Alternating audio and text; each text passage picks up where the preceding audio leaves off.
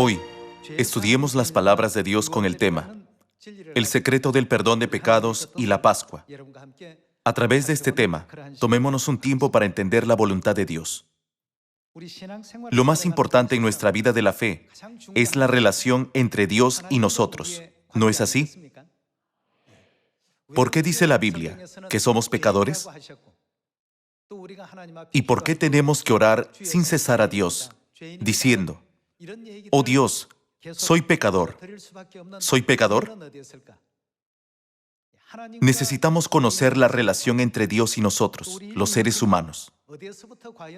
Necesitamos saber de dónde vinimos y a dónde vamos después de dejar este mundo. Las personas nacen en esta tierra y viven 70 u 80 años y mueren. ¿Significa que nuestra vida es solo en esta tierra? ¿O comenzamos nuestra vida en el mundo eterno? Habitamos un momento en esta tierra como extranjeros y luego regresamos al mundo eterno, donde estábamos antes. Si no entendemos estos asuntos, tendremos un conjunto de valores equivocado y metas incorrectas en la vida. Por lo tanto, hoy, tomémonos un tiempo para entender de dónde vinimos, a dónde iremos después de vivir en este mundo, quién nos permitió estar en la carne y solo dónde podemos vivir con este cuerpo. Todos estos importantes asuntos deben ser resueltos para que podamos creer en Dios y vivir correctamente la vida de la fe. Vayamos a Génesis capítulo 2, versículo 7. Entonces Jehová Dios formó al hombre del polvo de la tierra y sopló en su nariz aliento de vida, y fue el hombre un ser viviente. Aquí, la Biblia explica que el hombre fue creado del polvo de la tierra. El polvo indica el cuerpo. El aliento de vida que Dios sopló en su nariz indica al alma que está en nuestro cuerpo. Todos los seres humanos que viven en esta tierra son la combinación del cuerpo y el alma. Vayamos a Eclesiastés capítulo 12, versículo 7. Y el polvo vuelva a la tierra como era, y el espíritu vuelva a Dios que lo dio. En Génesis capítulo 2, ¿qué usó Dios para crear el cuerpo? Polvo. La Biblia dice que el cuerpo vuelve a la tierra de donde vino. El espíritu, que está en el cuerpo, vuelve a Dios que lo dio. Hermanos y hermanas, si se concentran en la palabra volver, podrán descubrir una verdad muy importante de Dios. Digamos que vine aquí de mi casa. Sin embargo, ¿qué pasa si voy a otro lugar después de esto? ¿Puedo usar la palabra volver? Volver significa regresar al lugar original, ¿no es verdad? Aquí, la Biblia dice que nuestro cuerpo vuelve a la tierra como era, y nuestra alma, que está dentro de nosotros, ¿vuelve a dónde? Vuelve a Dios. ¿Dónde mora Dios? En el cielo. Entonces, nuestra alma volverá ¿a dónde? Al final, nuestra alma volverá al cielo. Entonces, ¿dónde vivió nuestra alma antes de venir a esta tierra? En el cielo. Nuestra alma vino del cielo y regresa al cielo. Con respecto a este hecho, está escrito en Eclesiastés capítulo 12 que el polvo, es decir, nuestro cuerpo, volverá a la tierra, y nuestro espíritu, que está en nuestro cuerpo, volverá a Dios. Entonces, cuando la gente muere, decimos que regresaron, ¿no es así? Regresar significa volver a donde estaba originalmente. Entonces, ¿originalmente vivimos en el cielo con Dios antes de venir a esta tierra? ¿Éramos ángeles, es decir, espíritus? Estudiemos más al respecto yendo a Proverbios capítulo 8, versículo 22. Está escrito: Jehová me poseía en el principio, ya de antiguo, antes de sus obras. Aquí, yo se refiere a Salomón, que escribió el libro de Proverbios. Salomón fue el tercer rey de Israel. Sin embargo, Salomón dijo que Jehová lo poseía ya de antiguo, antes de la creación del mundo. Continuemos con el versículo 23. Eternamente tuve el principado desde el principio, antes de la tierra. Antes de los abismos fui engendrada, antes que fuesen las fuentes de las muchas aguas. En el principio, antes de que Dios creara los cielos y la tierra, antes que hiciera la tierra, las colinas y las montañas. ¿Dónde estaba Salomón? Dijo que él ya había sido engendrado. Entonces, ¿había nacido como espíritu o en cuerpo? Es imposible que existiera en cuerpo. Salomón ya había nacido antes de la creación del cielo y la tierra. Entonces, ¿dónde nació? No está hablando de esta tierra, sino del cielo. Está testificando que había nacido en espíritu en ese momento. Continuemos con el versículo 26. No había aún hecho la tierra, ni los campos, ni el principio del polvo del mundo. Está escrito que Salomón nació antes de que Dios creara el polvo del mundo. Salomón nació y vivió en esta tierra hace aproximadamente 3000 años. Sin embargo, ¿cuántos años tiene esta tierra? La gente dice que tiene 4500 millones de años. Significa que Salomón nació 4500 millones de años atrás. Es imposible desde un punto de vista físico. Entonces, ¿qué significa? Significa que nació como un ser espiritual que puede vivir en el cielo. Vayamos a Job capítulo 38, versículo 1. Entonces respondió Jehová a Job desde un torbellino y dijo: ¿Quién es ese que oscurece el consejo con palabras sin sabiduría? Ahora ciñe como varón tus lomos. Yo te preguntaré, y tú me contestarás. ¿Dónde estabas tú cuando yo fundaba la tierra? Aquí, ¿a quién indica yo? A Dios. Dios pregunta: ¿dónde estabas tú, Job, cuando yo fundaba la tierra? Házmelo saber si tienes inteligencia. Dios le preguntó a Job: ¿dónde estabas tú en el comienzo de la creación? Házmelo saber si tienes inteligencia. Job vivió en esta tierra hace 3500 años.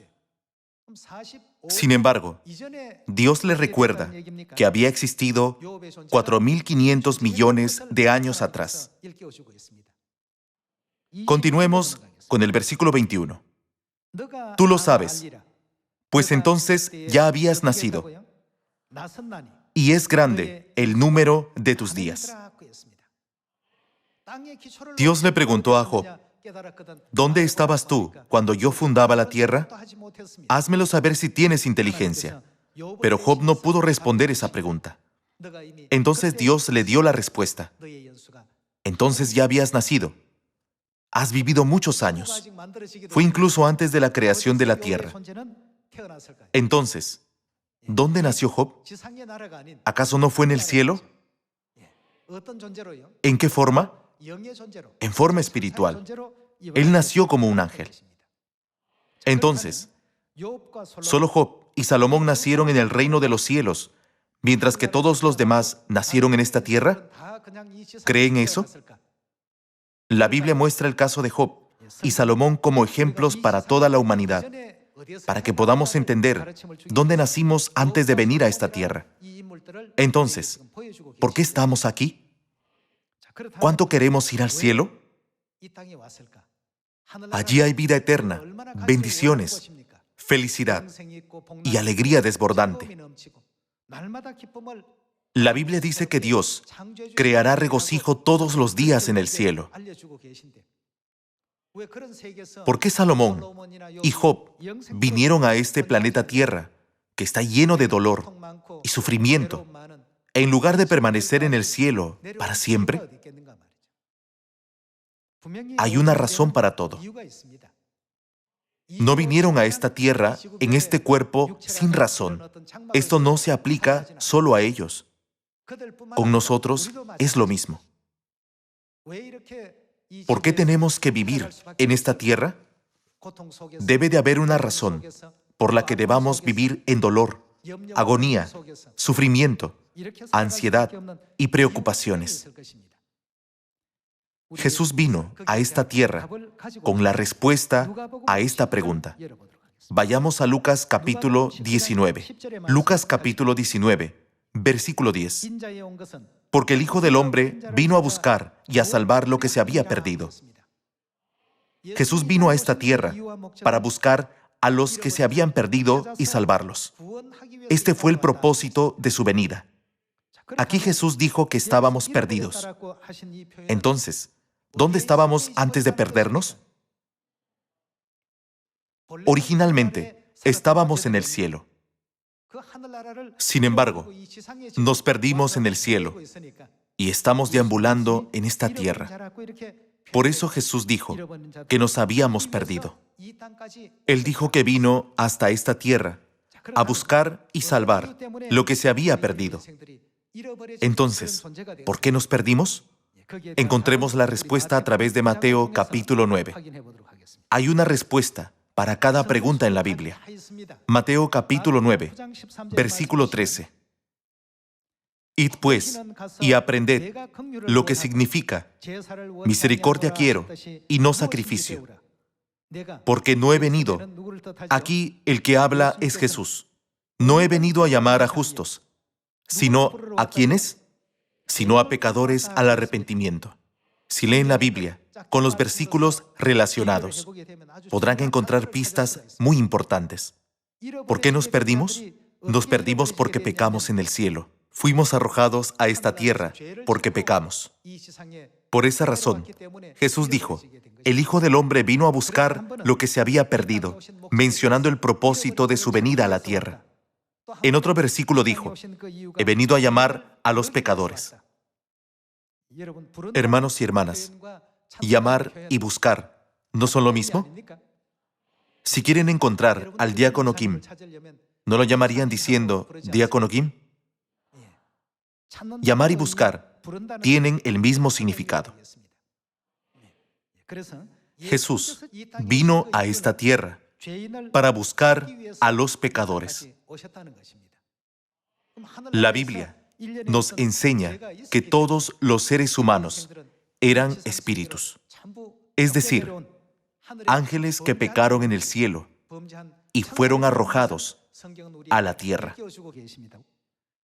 Algunos dicen, nunca he lastimado a nadie en mi vida, nunca hice nada malo. Sin embargo, cada vez que voy a la iglesia, dicen, somos pecadores. Es por eso que no quiero ir a la iglesia. El pecado que estamos mencionando es el pecado original que cometimos en el cielo. Dios nos está enseñando a través de la Biblia que tenemos que arrepentirnos sinceramente de los pecados. Vayamos a 1 de Juan, capítulo 1, versículo 8. Si decimos que no tenemos pecado, nos engañamos a nosotros mismos y la verdad no está en nosotros.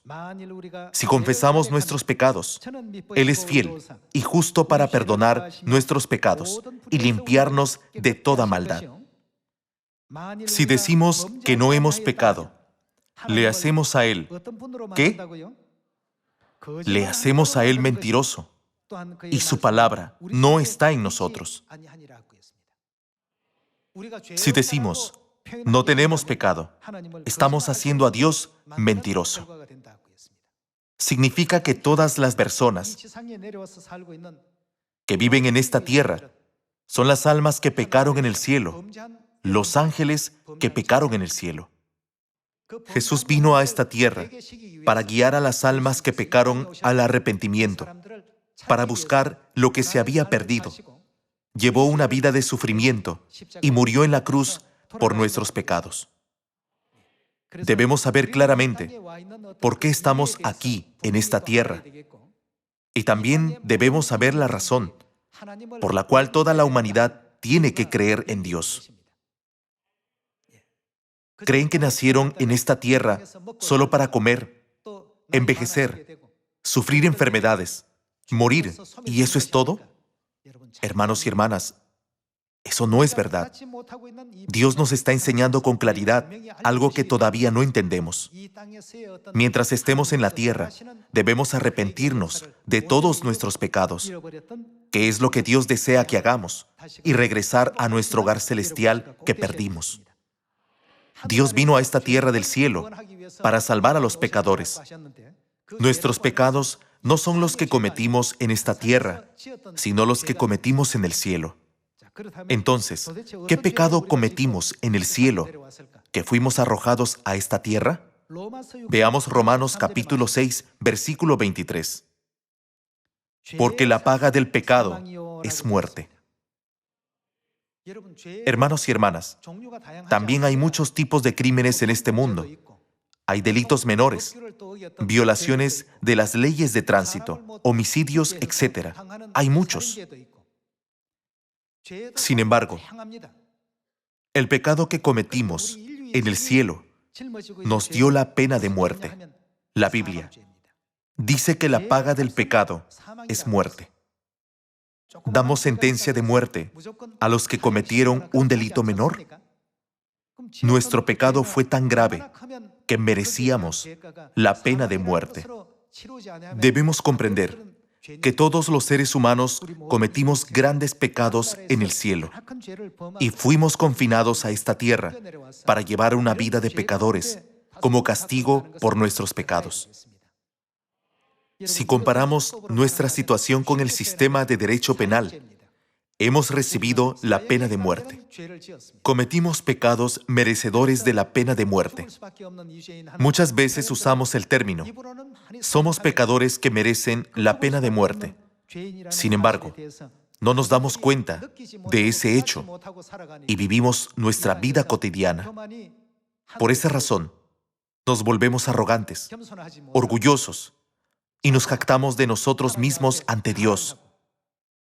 Toda la humanidad está viviendo así. Hermanos y hermanas, la razón por la que estamos aquí es para arrepentirnos de nuestros pecados. Dios nos dio un indulto. Son nuestros 70 u 80 años de vida en esta tierra. Dios nos ha dado tiempo para arrepentirnos, pero en cambio las personas cometen desafuero contra Dios. Por esa razón, Dios emitirá un juicio final para ellos entre el cielo y el infierno. Llamamos a ese día, día del juicio. Veamos una vez más el versículo 23. Está escrito, porque la paga del pecado es muerte, mas la dádiva de Dios es vida eterna en Cristo Jesús, Señor nuestro. Éramos pecadores, merecedores de la eterna muerte. Sin embargo, Dios perdonó todos nuestros pecados. Debemos recibir la gracia de Dios, que nos lleva a la vida eterna. Para que podamos recibir esa gracia, debemos participar en las promesas de Dios. La pena de muerte se da a los que cometieron pecados muy graves y que ya no pueden vivir en la sociedad. ¿No es así? Todos somos ángeles celestiales, que cometimos pecados graves e imperdonables en el cielo y fuimos expulsados del cielo a esta tierra. Sin embargo, Dios no nos rechazó ni nos odió. Él nos consideró como sus hijos e hijas y nos dio la oportunidad de arrepentirnos de nuestros pecados y recibir la salvación. Nunca debemos descuidar esta preciosa oportunidad de la salvación Debemos llevar una vida de arrepentimiento de acuerdo con la voluntad de Dios. Esa es la única forma para toda la humanidad de regresar al reino de los cielos. Vayamos a Efesios capítulo 1, versículo 7. En quien tenemos redención por su sangre, el perdón de pecados según las riquezas de su gracia. Solo hay una manera de volver al reino de los cielos, nuestra patria, es ser perdonados de nuestros pecados. La Biblia lo expresa como perdón de pecados. Nadie puede entrar en el reino de los cielos sin recibir el perdón de pecados. No importa qué tan inteligentes sean, no importa cuán noble sea la familia de la que provengan, no importa cuán famosos ni cuán ricos sean. Nadie puede entrar en el reino de los cielos con cosas terrenales. Podemos regresar al eterno reino de los cielos solo si recibimos el perdón de todos los pecados que cometimos en el cielo. Podemos ver la manera de recibir el perdón de pecados en Efesios 1:7. En quien tenemos redención ¿por qué? Por su sangre. Por la sangre de Jesús tenemos redención, es decir, el perdón de pecados según las riquezas de su gracia. Podemos recibir el perdón de pecados solo a través de la preciosa sangre de Jesús. Esta es la única manera. No hay otra manera excepto esta promesa. Averigüemos a través de qué ceremonia Jesús nos permite recibir su sangre para que podamos recibir el perdón de pecados. Vayamos a Mateo capítulo 26, versículo 17.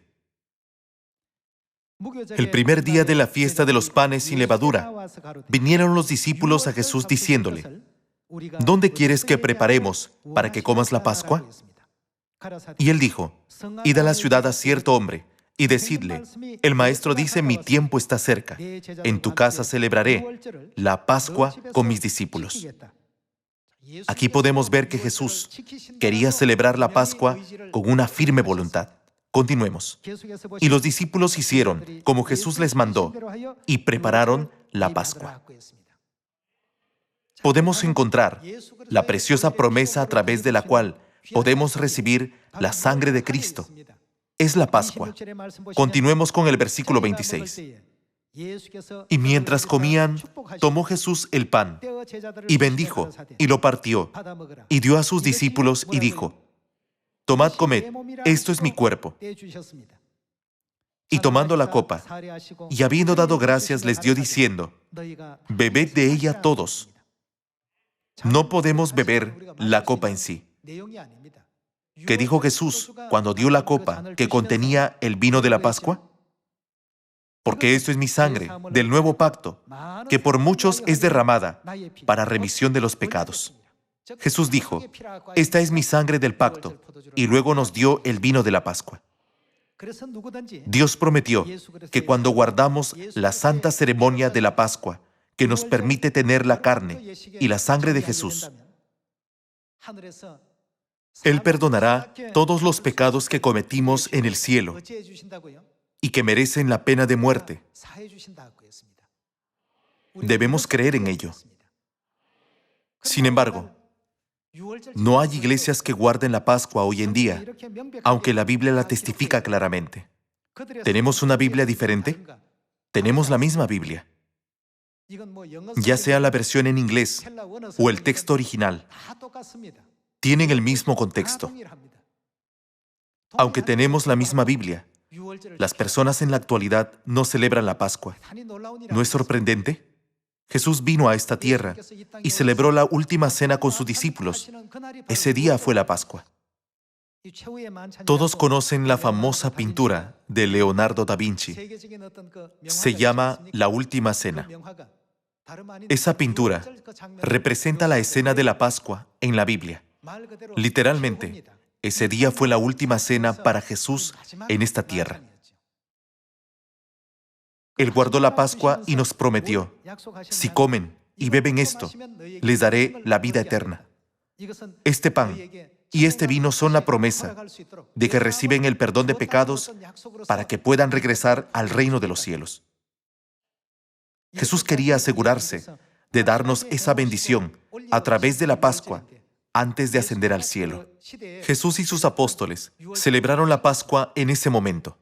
La Pascua se guardó hasta el año 325 después de Cristo. Sin embargo, ¿cuándo desapareció esta preciosa verdad de la Pascua? Hubo un concilio celebrado en Nicea, donde gobernaba el emperador romano Constantino. Todos los líderes de la Iglesia se reunieron allí y discutieron cómo abolir la Pascua. Ellos intentaron esto en los años 155, 197 y 325 después de Cristo. Lo intentaron 3 veces y abolieron por completo la Pascua en el año 325 después de Cristo. El hecho de que la Pascua fuera abolida significa que la promesa de Dios desapareció. Nadie puede tener el derecho de recibir el perdón de pecados. Es porque nadie tiene la promesa de Dios. Es por eso que Dios tiene que venir por segunda vez en la carne para que podamos recibir nuevamente el perdón de pecados. Como nadie puede enseñar ni abrir el camino para nosotros, Dios tiene que venir y resolver este problema. Veamos Hebreos capítulo 9. Hebreos capítulo 9, versículo 28. Así también, Cristo fue ofrecido una sola vez para llevar los pecados de muchos, y aparecerá por segunda vez, sin relación con el pecado, para salvar a los que le esperan. Hay una razón para que Cristo venga por segunda vez. Está escrito que aparecerá por segunda vez para salvar a los que le esperan. Significa que Dios mismo vendrá y restaurará la verdad de la Pascua que fue abolida en el año 325 después de Cristo. Nadie puede restaurar la Pascua excepto Dios. Averigüemos la profecía acerca de Dios que viene a la tierra y nos enseña la verdad de la Pascua del nuevo pacto. Vayamos a Miqueas capítulo 4, versículo 1. Acontecerá en los postreros tiempos que el monte de la casa de Jehová será establecido por cabecera de montes y más alto que los collados, y correrán a él los pueblos. Vendrán muchas naciones y dirán: venid y subamos al monte de Jehová y a la casa del Dios de Jacob. ¿Y qué hará Dios? Nos enseñará en sus caminos. Cristo Ansanjón vino a esta tierra y abrió el camino completo para que todas las naciones celebraran la Pascua del nuevo pacto, que fue abolida en el año 325 después de Cristo. Y andaremos por sus veredas, porque de Sión saldrá la ley, y de Jerusalén la palabra de Jehová. La misma profecía está escrita en Isaías capítulo 25. Vayamos a Isaías capítulo 25, versículo 6. Y Jehová de los ejércitos hará en este monte a todos los pueblos banquete de manjares suculentos, banquete de vinos refinados, de gruesos tuétanos y de vinos purificados. Está escrito, vinos refinados. Encontremos la razón por la cual Dios preparará un banquete de vinos refinados. Veamos el versículo 7. Y destruirá en este monte la cubierta con que están cubiertos todos los pueblos y el velo que envuelve a todas las naciones. Destruirá, ¿qué? Destruirá la muerte para siempre. Aquí se describe el vino que destruye a la muerte para siempre. En los 66 libros de la Biblia, el único vino que destruye a la muerte para siempre es el vino de la Pascua, que representa la sangre de Jesús.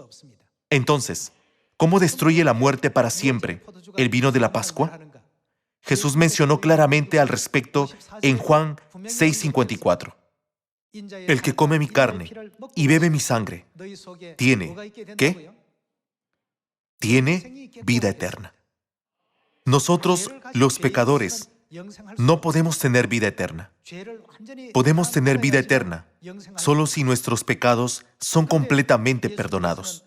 Cuando Jesús nos dio el pan y el vino de la Pascua, dijo: esto es mi carne, esto es mi sangre, coman y beban. El que come mi carne y bebe mi sangre tiene vida eterna, y yo le resucitaré en el día postrero. Él prometió eso. Hermanos y hermanas, éramos ángeles del cielo. Sin embargo, fuimos expulsados del cielo a esta tierra porque pecamos. Nuestros pecados eran muy graves, merecedores de la pena de muerte. Eran pecados imperdonables. Incluso en esta tierra, ¿hay alguna pena más grave que la pena de muerte? La pena de muerte se da a los que cometieron pecados que no pueden ser perdonados. Ya que vivimos en esta tierra sin entender nuestra identidad, olvidamos humillarnos y nos volvemos arrogantes ante Dios. La Pascua del Nuevo Pacto, que destruye la muerte para siempre, el vino de la verdad de vida, Dios dijo que prepararía un banquete con esto y que este día ciertamente vendría. Continuemos con el capítulo 25, versículo 8. Destruirá la muerte para siempre, y enjugará Jehová el Señor toda lágrima de todos los rostros, y quitará la afrenta de su pueblo de toda la tierra, porque Jehová lo ha dicho. Y se dirá en aquel día: he aquí, este es, ¿quién? Este es nuestro Dios. La Biblia dice que Cristo aparecerá por segunda vez para salvarnos. Al decir segunda vez, significa que vendrá en la carne, no en forma espiritual. Es porque Cristo está con nosotros en espíritu todo el tiempo. Está escrito: he aquí yo estoy con vosotros todos los días hasta el fin del mundo. No decimos que Dios viene por primera o segunda vez si Él está en estado espiritual. Dios estaba en estado espiritual y se hizo carne por primera vez cuando nació en Belén.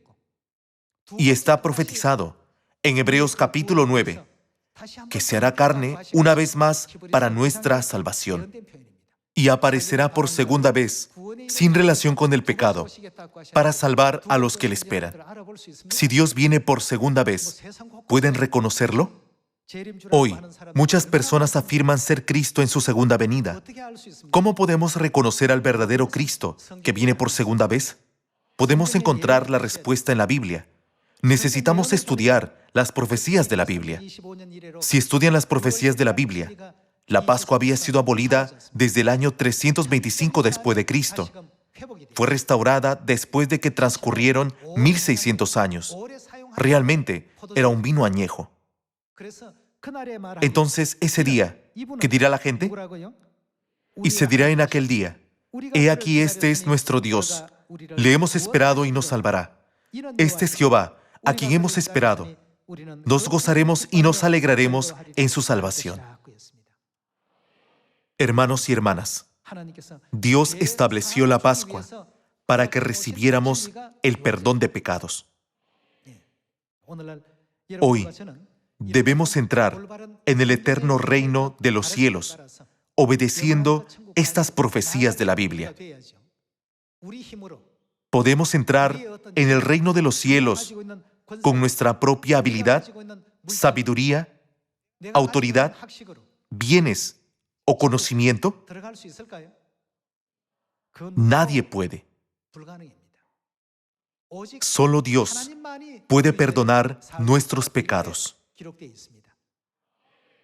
Hoy, demos gracias y gloria a Cristo Ansanjón, que nos dio el perdón de pecados a través de la verdad de la Pascua del Nuevo Pacto. También demos honor eterno a nuestra Madre Celestial.